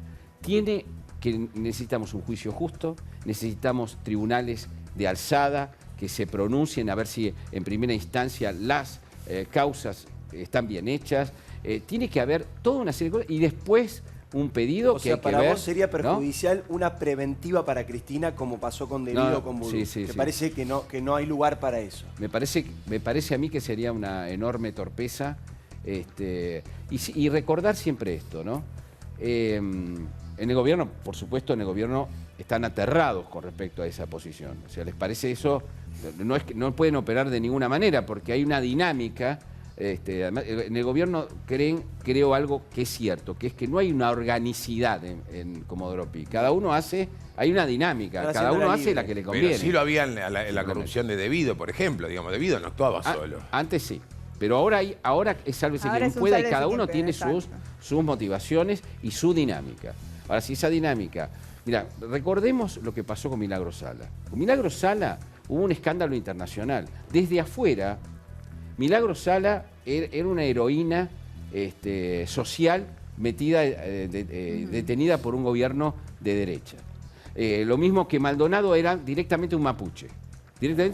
Maldonado es mapuche, directamente y estaba siendo sancionado. Entonces, desde afuera se ve con trazo muy grueso las cosas. En Canadá, en Australia, la detención de Cristina Kirchner es la detención de la jefa de la oposición en un partido. Sí. No es broma. este asunto. No. No es broma para los inversores, para la seguridad jurídica, para la imagen de la Argentina. No es broma. Hoy Entonces, esa es la esto hay que peor hacerlo pesadilla de Macri, bien. ¿no? Pero Esto- ¿no te aterra la idea de que al gobierno le conviene Cristina jugando en la cancha para eso también. retrasar la reorganización del peronismo, de un nuevo liderazgo? Entonces conviene Cristina fuera molestando, digamos, diciendo unidad ciudadana, Bueno, pero si vamos, queremos seguimos. en la independencia del Poder Judicial, no debería estar marcado por ritmo político. Claro, entonces. claro, pero... hay una frase que dice digo, Macri, hay una frase que dice Macri que es: a Cristina no hay ni que invisibilizarla ni que combatirla, hay que mostrarla. Ese es un poco el resumen del pensamiento duranbarbiano. Diego, pero- ¿qué se hace con Cristina? Ni perseguirla ni invisibilizarla, mostrarla, que esté. Eso piensa Durán Barba, digamos. Está, eso es está lo que bien. trata el Ahora, gobierno. las cartas de debido, a mí me impactaron las dos cartas de debido porque la verdad, digo, tiene razón. Pero tiene absolutamente. razón. O sea, Yo quiero hacer él un libro con las respondía cartas de arriba. debido. Él fue 3 años el ministro de Planificación. De Cristina presidenta, obviamente con el sistema de gobierno de Néstor que estaba vivo y que desde Olivo seguía con la matriz de negocio, de amistades y demás cuestiones. Es imposible no caer en Cristina si está debido preso. Es cierto, porque además está todo tu Estado Mayor cercano a la obra pública, está todo en cana.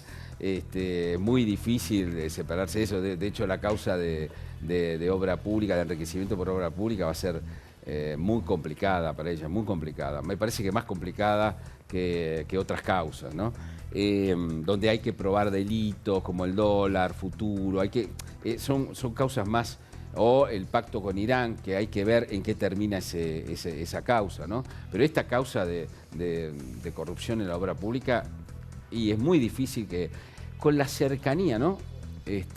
Báez, el hombre que era parte de la familia Kirchner, está preso. Debido el hombre, la mano derecha. Ella no cuenta algo. Se llevaba mal con Debido los últimos 2 o 3 años. Sí. Entonces decidió recostarse en quién. Como le iba mal con Debido, ¿en quién se recostaba? En José López, otro hombre preclaro de la Argentina. Entonces, un poco de razón tiene Debido. Esta me deja solo. El peronismo se hace los giles. Gioja se hace el héroe, el partido... Y yo los voy a arrastrar a todos, a todos. Y algo de razón tiene, más allá de lo que uno puede pensar de Debido y de sus culpabilidades, porque acá cuando cae uno, todos creen que zafan, y a veces zafan. Me parece que con este no van a zafar. Bueno, eso dijo Me Debido. parece que me dice, yo me voy, pero me los voy a llevar. Debido se hace refería muchos Debido años. con la Banelco, Muchos ¿no? años le decía a un montón de gente, yo voy a ir preso. Que no haya un chivo expiatorio. Eso es lo que plantea Debido en la última carta. Claro, no me voy a ser dejen yo a mí el chivo solo. expiatorio como fue Cantarero con el tema de la Claro, Banelco. no voy a ser María Julia yo. O sea, que Es lo que vos está decís diciendo. que él sabía que iba a ir preso. Que él tenía la impresión de que lo iban a... Sí, por lo que me han contado así en intimidad. Porque sabía que la campo no le iban a militar, no le iban a marchar, porque Debido tenía una visión negativa de Cristina como líder político. Claro, muy negativa. Muy sí. negativa. Sí. Y fue muy corrido en los últimos años del poder. Creo que la tragedia de 11 terminó siendo casi Sí. como el Y reemplazado final. por el muchacho de los bolsos, ¿no? Sí. Siempre recordemos Sí. eso, ¿no? Porque no es que reemplazaron a Debido por alguien, ¿viste? Ni siquiera por Randazo. No, Muy, no. muy por la cámpora, ¿no? ¿Eh? Axel Kicillof, ¿Y digamos, ¿Vos te Eduardo de imaginás Pedro. a Cristina presa? ¿Crees No me que la es puedo una imaginar. posibilidad? No me la puedo imaginar, pero creo que, bueno, será una tara. Tampoco me podía imaginar, y lo escribí hace como 8 años, no me puedo imaginar el momento en que Cristina le pone la banda a otro, Y a no otro pasó, presidente. y no pasó, de hecho. Y yo no lo podía imaginar ese momento. Y realmente se dio en la realidad que ella no pudo hacer eso.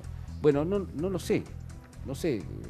Sí. O sea, creo que se ha comprado todos los boletos porque es la responsable mayor de una de las corrupciones más escandalosas, masivas de América Latina. Esta es la verdad. Por lo menos en la era democrática, ¿no? Viste que no dijo perdimos, no nos alcanzó cuando tuvo que reconocer el otro día. No, ellos, claro. Ellos no perdieron, no reconocen al otro. Fue la única persona que no le atendió el teléfono.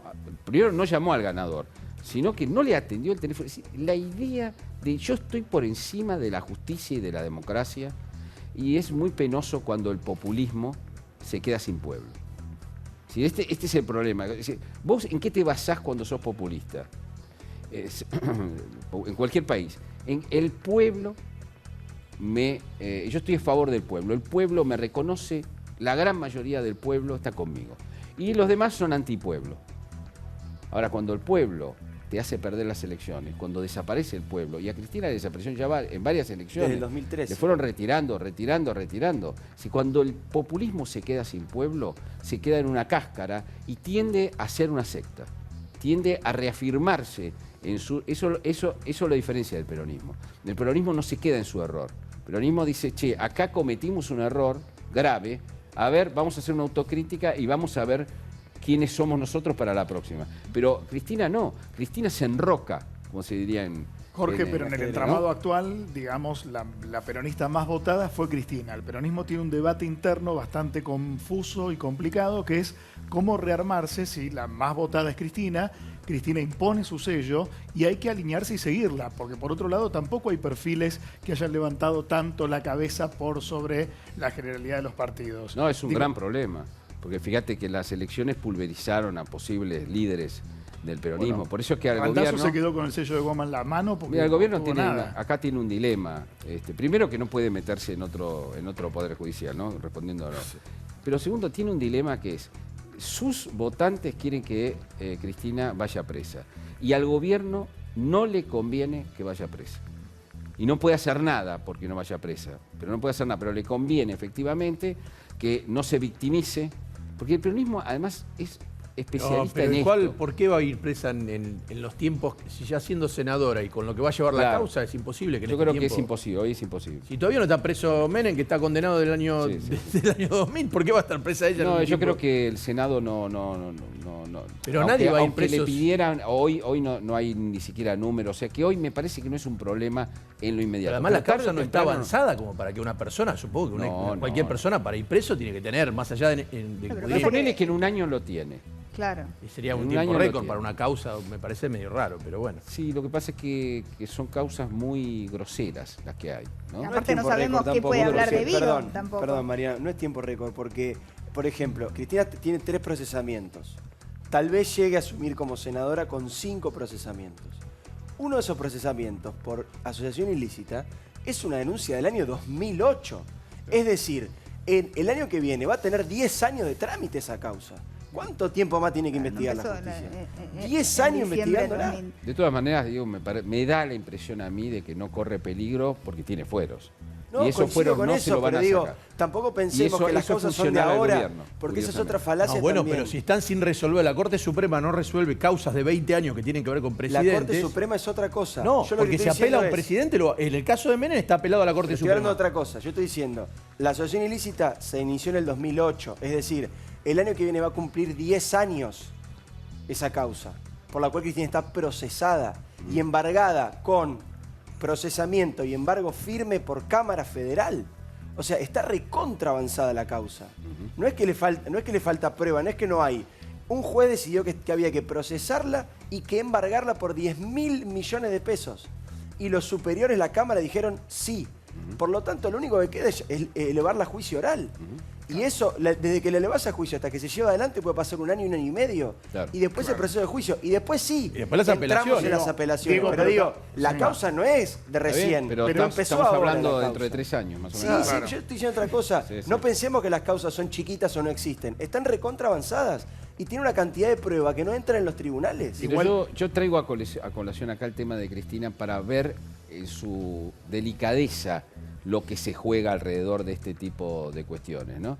Insisto, nosotros necesitamos que la justicia actúe bien, ¿viste? Sea responsable, no sea porosa ni a la política ni a jueces que tratan de salvarse a sí mismos. Insisto, porque Para me vos parece crees que esto que hablamos de esta reforma que es necesaria del Poder Judicial, este saneamiento, ¿es posible con los jueces que tenemos o realmente hay que hacer ahí una limpieza de algún tipo? No, yo pienso que la política, lo que pasa es que estamos muy lejos todavía. Me parece que la política se debe a esa reforma que yo te digo, y esa reforma sola va a ir haciendo caer a muchos jueces que son impresentables.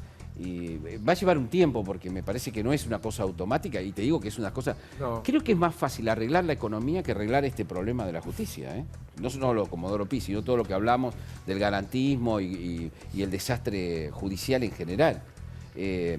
Sí me gustaría a mí que la Corte Suprema hablara más en estas controversias. Es decir, que saliera el presidente de la Corte y dijera lo que se está haciendo está bien o está mal, o dijera cosas y actuara y veamos la cara de quién es el que está arriba de todo del Poder Judicial. Porque, bueno, ayer hubo una foto Totalmente. que es muy simbólica, que es la foto con María Eugenia Vidal de Lorenzetti. Casualmente, cuando hace varias semanas Elisa Carrió, principal referente de Cambiemos en Capital, deja de atacar a Lorenzetti por pedido de Macri. Digo, hay símbolos donde uno puede repreguntarse hasta qué punto la independencia, y por lo que vos decías, Jorge, el Poder Judicial va a fallar deteniendo preventivamente a una expresidenta cuando esto puede afectar directamente la estabilidad económica o de futuras inversiones del país. Digo, uno entra en ese entramado donde escucha un Bonadío enojado, María Romilda Servini de Cubría también, pero también un Lorenzetti alineándose con una gobernadora que le está pidiendo muchísimo dinero. Claro. Sí, pero insisto, una cosa, a ver, para volver al tema, puede ser que el gobierno tiene relaciones con la justicia, pero lo que no tiene es levantar el teléfono, que es lo que quiere instalar el kirchnerismo, ¿no? Levantar el teléfono y decirle, Bonadío, seguí adelante a hacer tal cosa, o fulano, pero eso no existe. ¿Cómo tomás el final de Ollarvide? Porque yo me acuerdo, cuando Kirchner llega y no tiene la posibilidad del balotaje, de tener su domingo de salir y decir gané, era un presidente desconocido, ¿no? Y empezó a tomar medidas que mucha gente estaba esperando, ¿no? La corte automática de Menem, entonces se produjeron movimientos de gente que inclusive después terminó enfrentada, acordate, claro, ¿no? De Kirchner yo me acuerdo que una vez que ocurre lo de la Corte Suprema, yo era cronista, así que iba al mano a mano, me acuerdo que él me dijo, ahora voy por los jueces federales de la servilleta de Menem. Resultó ser que los jueces federales de la servilleta de Menem siguieron todos y siendo muy funcionales a lo que el gobierno quería.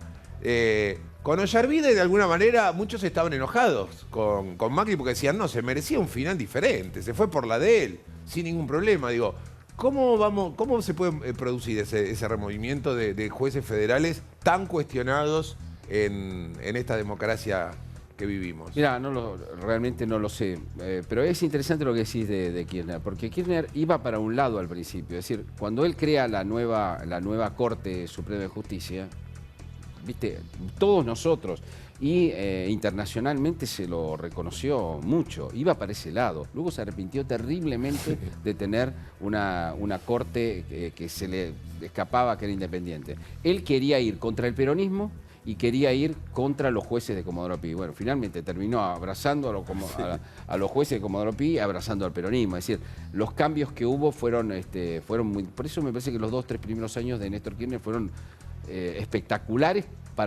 comparado, digamos, a otros momentos de la Argentina. Recordá, el Pilo Bordón era el embajador en Estados Unidos, un tipo, un lujo absoluto. Bueno, iba para un lado y terminó en Santa Cruz. Iba para un lado y terminó en lo de siempre. Está bien, pero recién el doctor Contegrán dijo bien que a veces cuando se le hace un juicio a un juez, termina renunciando, que es lo que se pretende, y que eso en el fondo resuelve el problema, que está bien. Claro. Resuelve hasta ahí, porque si va a seguir cobrando una jubilación de privilegio, me parece que en algún momento cuando un juez se equivoca, lo tienen que echar y tiene que ser como condenado como si fuera un político. Pero eso se logra con una reforma. Eso se logra en una reforma global, con un acuerdo global con la oposición, con un acuerdo en el Congreso, con un debate. Es decir, todas estas cosas me parece que exigen meter en boxes al servicio de justicia y tratar de arreglarlo. Me parece que cada una de estas preguntas que ustedes me hacen son preguntas que tienen que ver con un nuevo modo de administración de justicia, y en eso me parece que el Poder Ejecutivo solo no puede. Creo que es algo mucho más colectivo, ¿no? Verdaderamente. Vos dijiste que era más difícil la reforma en la justicia que la económica. Y con respecto a la economía, ¿cómo ves? Que no es fácil, ¿eh? No, ya no sabemos. Sí. Ya sabemos y lo vemos y lo sentimos, ¿no? Y lo siente la gente en su bolsillo, y con todas estas reformas que sabemos que se vienen a nivel empresarial, pero que van a repercutir obviamente en el bolsillo de la gente. ¿Crees en el gradualismo que plantea el gobierno o no? Me parece que no hay otra que el gradualismo. Yo me aterra pensar que van a ser un shock. Es decir, me parece que eso no está en los planes de ellos, pero se lo piden, ¿eh? O sea, sectores que lo corren por derecha al gobierno, a quien Romero, hoy lo cito mucho, describe como trotskistas del mercado. Es decir, gente que le pide que haga un shock. Yo creo que eso es terrible. Yo creo que tiene que ir lentamente, en la medida que le dan las posibilidades. Me parece que este gobierno sigue siendo débil en el sentido de que no tiene mayorías parlamentarias, tiene que haber acuerdos y negociaciones, tiene que volver el arte de la negociación, tiene que ser un ecualizador, la economía muy delicado, donde vayamos bajando el déficit fiscal, bajando la inflación, bajando el endeudamiento, con el dolor menos posible. Digo, acá, digo, en la Argentina hubo un festival, no para todos, pero hubo un festival muy grande. Cuando vos le regalás, qué sé yo, la luz a la gente, sabiendo que no se la vas a poder regalar siempre, y no le decís que no la vas a poder bancar siempre, lo que estás haciendo es una cosa miserable, porque a alguien alguna vez, o vos mismo, si te quedás en el poder, vas a tener que ir cobrándole. Entonces, eso, y le va a doler muchísimo. Este es el problema mayor de la Argentina. Me parece que si tenemos suerte, el gobierno y la oposición y los sectores y los empresarios y los sindicalistas van a ir negociando lentamente y bueno, roguemos que el mundo no cambie, porque ojo, que nosotros podemos endeudarnos para sostener este gradualismo que nos duele, pero imagínense lo que nos dolería una amputación, ¿no? Nos duele, pero al menos la estamos bancando con guita, porque si se encarece la plata porque cambió el mundo, ahí hay que bajar y dar de nuevo. Ni lo mencionemos, Jorge, claro, ni lo digamos. Voy a meterme con tu libro después, porque bueno, te iba a preguntar por las mafias y cuáles son las más preocupantes, y ahí me parece que entramos directamente en tema para contarle un poquito a la gente este argumento. Tus ficciones siempre están ancladas en la realidad, ¿no es cierto? Sí. Y de ahí sacás toda tu inspiración, así que me gustaría meterme con ese tema ahora enseguida. Vas a pintar, elegí cambiar, divertirte, crear, elegí diferente, elegí Tersuave. Tersuave, mira.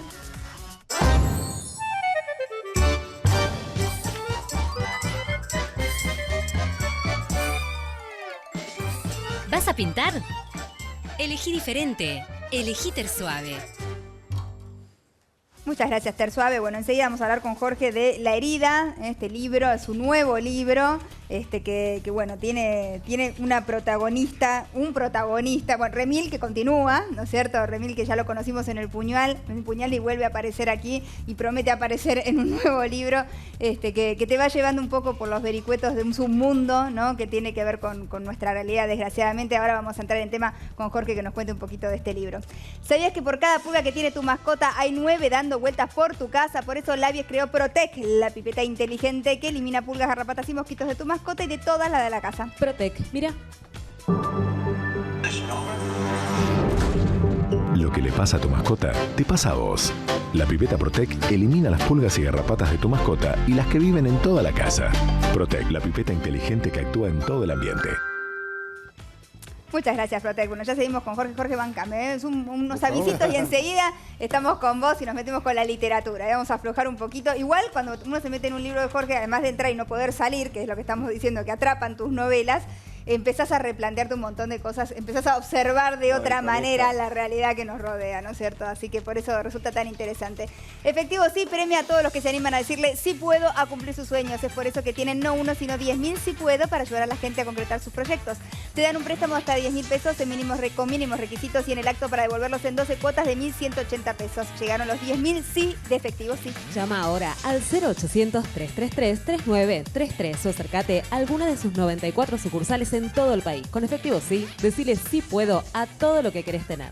Muchas gracias, Efectivo Sí. Bueno, lo tenemos a Jorge Fernández Díaz, lo estamos exprimiendo, ha sido un placer todo esto que hemos charlado sobre la actualidad, sobre tu mirada, y ahora nos vamos a meter con tu libro después de la pausa, La herida, después del corte, ya venimos.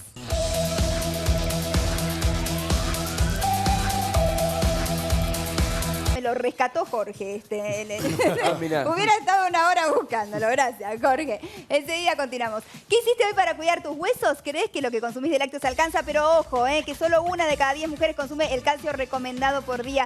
Probá con Calci Plus, el único yogur que con un solo pote te da hasta el 50% de calcio recomendado por día para ayudar a mantener tus huesos fuertes. Calci Plus, el aliado de tus huesos.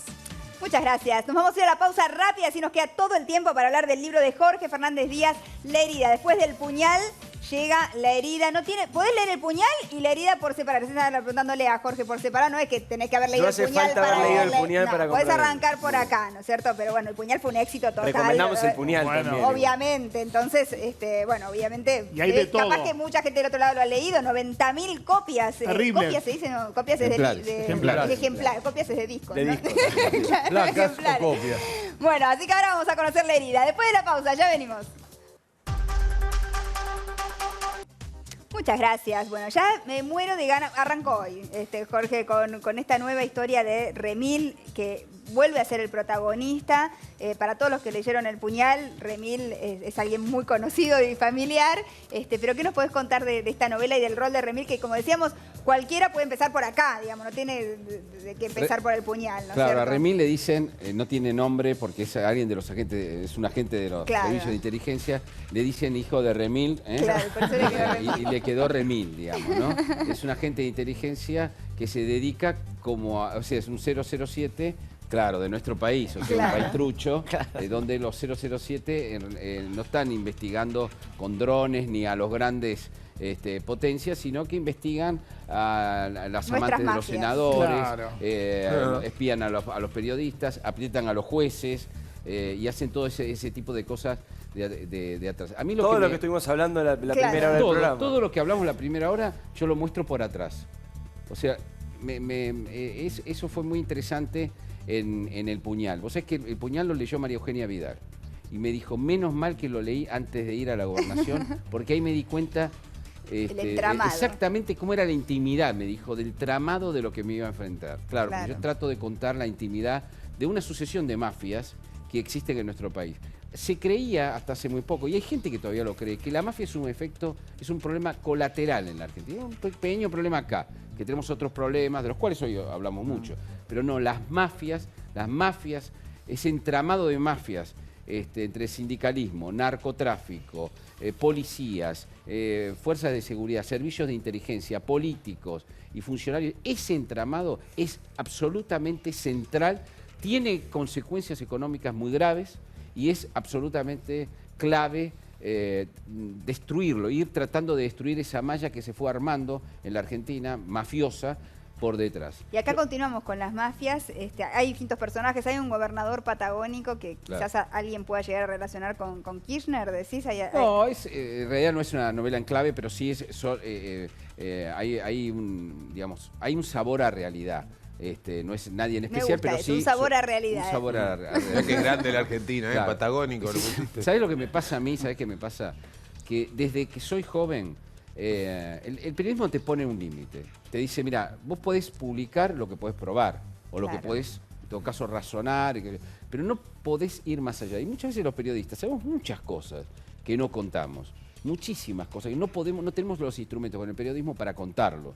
A mí, por suerte, se me dio la ficción, y la ficción me permitió cruzar esa línea. O sea que mucho de lo que leemos en tus ficciones son realidades que no has podido contar desde el periodismo. Exactamente, es la intimidad de todo esto que vemos por la tele, de lo que vemos en las revistas, en los diarios, pero yo trato de contar cómo se vive adentro, desde adentro. De hecho, acá toman a un gobernador que está en picada, y le hacen todo el servicio completo de cómo rescatarlo, ¿no? Le crean un pasado heroico que no tenía, le hacen cambiar completamente su figura, le enseñan a cómo actuar y bajo un guión, cómo dividir a las sociedades, cómo corromper a la oposición. Ya me fui a Menem, ¿no? Ya me fui a Menem. También los jueces, ¿no? Cómo darles negocios a los jueces, cómo coimearlos, cómo amenazarlos, cómo pincharlos los teléfonos, cómo tenerlos controlados, y ir premiando a los que se portan bien, ir bajando a los otros. Todo eso se ve aquí en la herida, pero déjame... ¿Por qué la herida? Claro, porque yo creo que todos tenemos una herida fundamental. Esta es la teoría de uno de los protagonistas de la herida, ¿no? O sea, todos nosotros, todos los que nos están viendo, luchamos toda nuestra vida y todos los días, cada uno de esos días, con una herida que tenemos, una herida que se nos formó quizás en la infancia, en la adolescencia. Algo que nos marcó. Algo que nos marcó. Por ejemplo, en mi caso particular, es una historia bastante curiosa. Mi padre era mozo del bar de, en ese momento, Canning y Córdoba, el ABC de Scalabrini, Ortiz y Córdoba. Asturiano, Cuando se enteró que yo quería ser escritor, dijo, este quiere ser vago. ¿No? Y cuando yo quise entrar en el periodismo, tuvo la confirmación, porque en el periodismo en ese momento se entraba no para ser famoso, tener guita, ni nada, sino era otra bohemia, era otra forma de la literatura. Entonces mi viejo me dio por perdido. Me dio por perdido a los 15 años. Estuvimos sin hablar de verdad, no podíamos comunicarnos salvo por el fútbol. Mirá vos. Desde los 15 hasta los 24, 25 años. Cuando yo ya era un periodista de La Razón de Timerman en el 85, tenía también la necesidad de escribir sobre algo que sabía y no se podía publicar, que era cómo funcionaba la mafia del fútbol y cómo funcionaba la industria del secuestro. Entonces le pedí a mi jefe si podía escribir, además de lo que escribía, que era un cronista policial, si podía escribir un folletín por entrega, una novela que contara lo que no podíamos contar, igual que La Herida. Y entonces empecé a escribirlo. En un momento dado suena el teléfono, todavía teléfonos ¿no? De cable. No existían los celulares, de disco, claro, en una redacción, 85 te estoy hablando, y atiendo. Era la voz de mi padre. Mi padre no me llamaba jamás, jamás. Entonces yo creí que había una catástrofe. Digo, ¿qué pasa, papá? Me dice, estoy en el café, te quiero preguntar, ¿el protagonista va a recuperar el bolso con la plata? Se engancha. El protagonista va a recuperar el bolso con la plata, porque el capítulo terminaba cuando un periodista llevaba un dinero para un rescate, dejaba un bolso en un costado, hacía una cosa y un pibe de la calle se lo robaba y terminaba el capítulo, era un folletín, ¿no? Y le digo, ¿para qué querés saberlo, papá? Y me dijo, acá todos lo leen. Y me preguntaron si lo va a recuperar. Y yo, viste, lloraba, sí, lloraba y trataba de que él no se diera cuenta que lloraba, y le dije, sí, papá. ¿Estás seguro que le puedo decir? Sí. Y ahí hubo una reconciliación. Corté, fui al baño a llorar y me reconcilié con mi viejo. O sea, lo que nos había peleado, que era la literatura, lo que se había distanciado, curiosamente nos volvió a unir, nos amnistiamos, como hacemos los padres y los hijos muchas veces. Y yo tomo esta herida fundamental, que es que cuando un padre, que es muy formativa, ¿no? Que nos pasó, me parece, a mucha gente, que tu padre no te incomprende, entonces te da por perdido, y eso es muy formativo porque vos, ante esa profecía negra, tratás de salir adelante y te volvés un trabajador adicto, como soy yo, para tratar de, todavía, aunque mi padre ya murió, de demostrarle que estaba equivocado, digamos, ¿no? Entonces, este conflicto emocional yo se lo pongo a Remil y a su jefe, que es como su padre, que es un jefe maquiavélico de inteligencia. Él cae en desgracia, Remil, en esta novela, porque el Vaticano, un amigo del Papa Francisco, ficcional, un amigo del Papa Francisco, lo llama a Remil y a su jefe, porque una monja villera, una monja que trabajaba en la villa y que era amenazada por los narcos, desapareció hace 2 años. Dejó una esquela chiquitita que dice, la fe también se agota, pero ellos tienen la idea de que la mataron o algo por el estilo. La buscaron por cielo y tierra, nunca más le avisó a sus familiares, nada, desapareció, se fumó. Entonces Remil la busca, la va a buscar y se va a convertir en una obsesión a lo largo de toda la novela. Pero falla inmediatamente en buscarla, se manda una trastada, pierde la confianza de su propio jefe y entonces lo manda al sur a hacer todos estos enjuagues, claro, enjuagues tremendos de la política. Mientras va buscando a esa monja, que es todo un desafío para él y que lo tiene muy con un dolor de garganta. Yo tenía, cuando me angustiaba cuando era chico, me agarraba un dolor de garganta que no me abandonaba, digamos, ¿no? Y Remil tiene durante toda, a pesar que es un tipo duro, despiadado, capaz de matar y de todo. Es un personaje maravilloso en sí. ¿Cómo lo describirías a Remil así brevemente? Remil es un ex combatiente de Malvinas que estaba destinado o a pegarse un tiro o a terminar en psiquiatría, muy valiente, y lo toman los servicios de inteligencia, lo convierten en un comando, lo llevan a la escuela de inteligencia, y es un tipo que está acostumbrado a salvar a los políticos en desgracia por sus amantes, a chantajear a jueces si es necesario, a hacer todo, y a la vez uno creo que tiene empatía con las cosas que le pasan. Yo ahora estoy tratando, ha comprado, El Puñal lo ha comprado un productor muy importante, el productor de Relatos Salvajes, y fallaron todos los que estaban haciendo el guión, y ahora estoy tratando de hacer el guión. Pero el gran problema es quién hace de Remil, porque Está un poco ya grande Darín para ser de Darín, para ser de Remil. Podría ser un buen Remil. Darín estaba interesado. Darín sería un buen Remil. Remil. A mí me gusta Darín para Remil, sería, me gusta, es un muy buen candidato. Pero, bueno, ¿sabes qué? Estas novelas tienen que ver con lo que yo también era de chico. Yo no solo mi mamá me regaló, tuve la suerte de me regaló la colección Robin Hood, esa asturiana poco leída, me regaló esa colección y cambió mi vida, sino que me permitió ver cine de superacción, donde ustedes también, algunos de ustedes tal vez lo hayan visto. Ahí vimos a los grandes de Hollywood, Billy Wilder, John Ford, esas grandes formas de narración de Hollywood, de la Hollywood del 40, del 50, del 60, que yo trato de homenajear en estas novelas, que son novelas donde hay amores. Que te atrapan.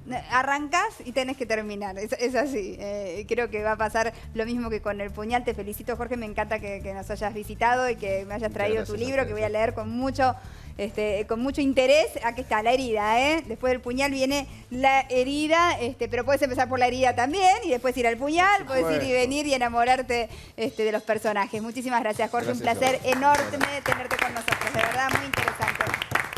Quiero agradecerle a Rapsodia, estoy vestida de Rapsodia en el día de hoy. Precioso. Muchas gracias. Hermoso ese vestido. Lindo, ¿no? Muy romántico, Los zapatos son de Ricky Sarcani, muy altos, muy cómodos también. Y tengo de Mechi Garay el collarcito que adoro, dorado, hermoso, también a mano. Muy lindo, subo todo al Instagram. Muchas gracias por estar ahí, nos vemos mañana si Dios quiere. Chau, chau.